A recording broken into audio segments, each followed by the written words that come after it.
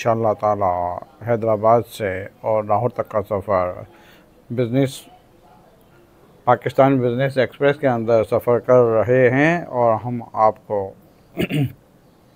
ये रायवंड के कुछ मनाज़िर दिखा रहे हैं।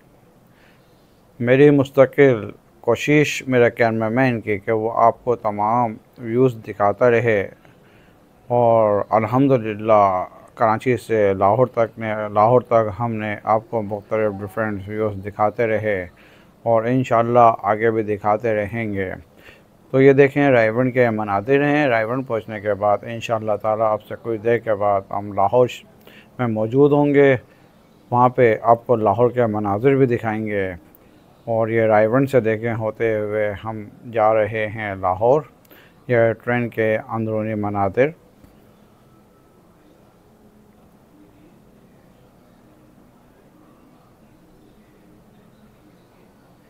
तो बहुत एंजॉयबल सफ़र रहा, बहुत मज़ा आया। रायवंड के अंदर मुख्तलिफ़ डिफरेंट लोकेशंस हम आपको दिखा रहे हैं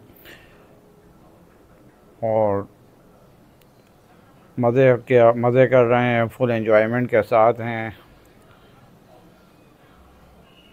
और बहुत एंजॉयबल सफ़र रहा हमारा।